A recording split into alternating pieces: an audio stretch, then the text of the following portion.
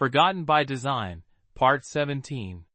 Heightened stakes. The ambassadorial ship moved with deceptive serenity against the vast backdrop of space, its luminous trail barely hinting at the turmoil within. Delegates and crew members, their faces taut with concern, converged around the area where the insidious device clung menacingly to the ship's structure. Talon, the Federation's ambassador to Earth, looked on with grave intensity. His sharp intellect worked feverishly, even as those around him scrambled to come to terms with the potential disaster awaiting them. Lieutenant Rayla approached the device, her movements cautious as she eased open a panel.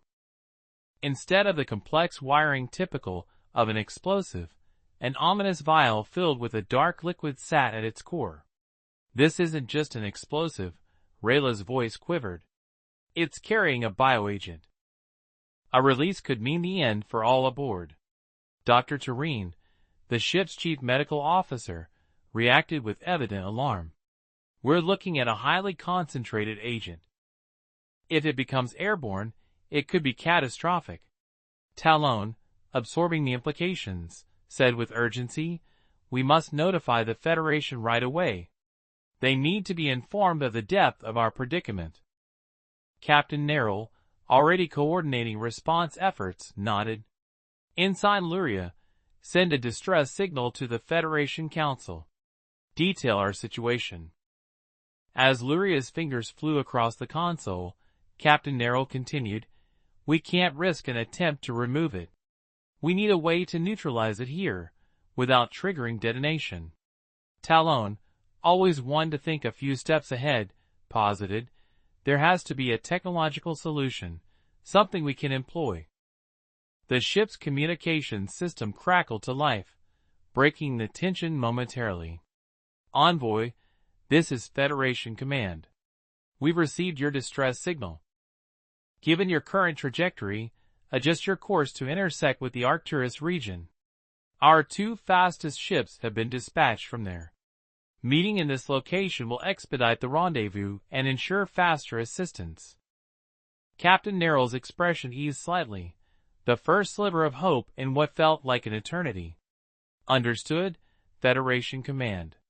Setting course for the Arcturus region." Turning to the crew, Captain Nerrell issued rapid instructions. "Ensure our trajectory is flawless. Every second counts." Talon, determined and unyielding, nodded. "We have some of the finest minds here. Together, we'll find a way." With the ship adjusting its course, a new urgency took hold. The combined threat of an explosive and a potent bioagent demanded their undivided attention. And as the vessel sped towards the Arcturus region, hoping to intersect with Federation aid, the weight of the situation remained. An unseen, deadly adversary aboard, with space as their only backdrop. Suspicion and confinement. The Federation Council, usually a beacon of composed diplomacy and interstellar cooperation, was suddenly cloaked in an atmosphere of unease. The usually bustling corridors and chambers were desolate, with the faint hum of security measures in place. Lansing and his fellow Earth ambassadors, having just been ushered back to their quarters after the previous meetings, found the sudden change disconcerting. They had been at the council for weeks now, and nothing like this had ever occurred. A soft beep indicated the ceiling of Lansing's room. He approached the door, a translucent barrier now blocking his way. He could see the silhouettes of 2 guards stationed outside. Their rigid stance and the unreadable expressions under their helmets were unmistakable. No one was leaving their quarters. Ambassador Dryla, representing Earth's African Union, communicated through the inter-room communicator. "Lansing, do you have any idea what's going on?" "None," Lansing responded, his tone edged with concern. "But I trust we'll be informed soon. The Federation values transparency." Lansing's prediction wasn't off the mark. Within moments, his door's communication panel lit up. The face that appeared wasn't one he expected, but was certainly welcome in this hour of mystery. "Counselor Zareen." "Lansing," he began, his usually calm demeanor showing hints of strain. I wish we were meeting under better circumstances. He nodded. What's happened, Counselor? He took a deep breath. The ship carrying the delegation to Earth is in peril.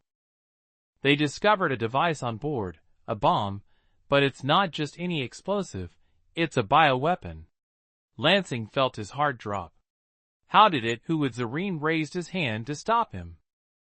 We don't know yet, but what we do know is that anyone who had access to that ship, including you and the other Earth ambassadors, is under scrutiny. The implication was clear, and Lansing felt a mix of indignation and fear. You believe one of us could be responsible? Not necessarily, Zareen sighed, but until we uncover the truth, precautionary measures are in place. Lansing paused, absorbing the information, then whispered almost to himself, Talon is on that ship. Zareen nodded. I know, that's why we're doing everything possible. 2 of our swiftest ships are already en route.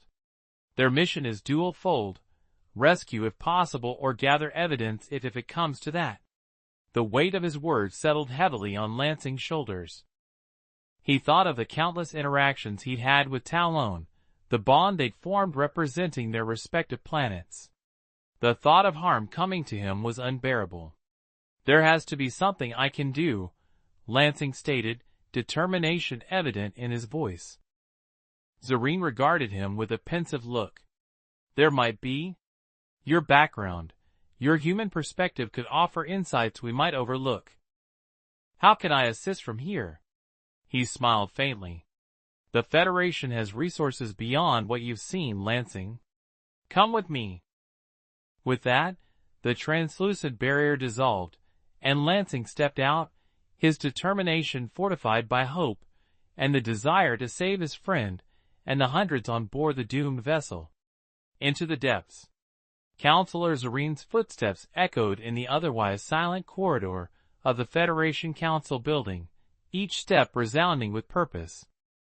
Lansing hurried to match his pace, glancing around as they took a turn he had never ventured to before. This section of the council had an older feel to it, with walls lined with symbols and scripts of ancient interstellar accords. Without warning, Zareen stopped before an unassuming panel on the wall and pressed a sequence of glyphs. The panel slid open, revealing an elevator of sorts, but this wasn't like any elevator Lansing had ever seen. The interior was almost entirely transparent, shimmering with a soft light. Step inside, Zareen instructed. Lansing hesitated for a split second, then took a deep breath and complied. As soon as they were both inside, Zareen initiated the descent. Lansing braced himself, but no sooner had the elevator begun moving than he felt an exhilarating sensation of weightlessness, a result of the rapid zero-G descent. It was both thrilling and disorienting, and he could feel his stomach churn as they seemed to freefall through the building's sublevels. Minutes felt like seconds, and before Lansing could fully process the sensation, the elevator decelerated, returning gravity to his limbs and settling on a floor deep below the surface. The doors slid open, and Lansing found himself staring into an enormous command center, teeming with activity. Massive holographic displays hovered in the air, projecting a myriad of data streams. Officers, both in uniform and civilian attire, bustled around, their faces lit with the cool glow of screens conversing in hushed but urgent tones. Lansing's eyes widened in astonishment. He had been to war rooms and command centers during his time in the Earth military, but this was technology and coordination on an entirely different scale. Zareen led him through the center with many eyes turning their way. They stopped when they reached a stern-looking officer, his sharp features emphasizing the frown on his face. "Counselor," he began, his voice a clear indicator of his annoyance. "This is a restricted area, especially now." "Why is he here?" Zareen's gaze remained unyielding. "He might see things we've missed, Commander Varn. His background could offer us a fresh perspective." Commander Varn's eyes locked onto Lansing's, assessing him. Very well, but he's your responsibility. Zareen simply nodded and guided Lansing toward a door labeled briefing room. The room inside was spacious with a large table in the center. Around it were chairs fitted with interfaces, and the walls were lined with more holographic screens. Before Lansing could get his bearings, another door swished open, and a tall officer entered. Her uniform bore badges Lansing didn't recognize, but her composed demeanor suggested someone used to handling crises. "This is Major Launera," Zareen introduced. "She's heading the investigation into the ship incident. She'll brief you." Major Launera nodded at Lansing, acknowledging his presence, then powered up a screen. Images and data began to form, depicting the ship and the menacing device attached to it. As Zareen motioned for her to begin, the tension in the room was palpable.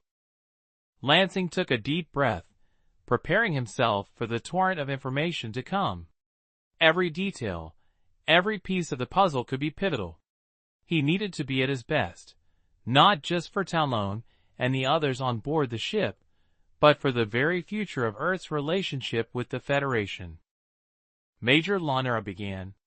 At 1,300 hours, a device was detected, and with those words, the room was plunged into a narrative of danger, suspicion, and a race against time.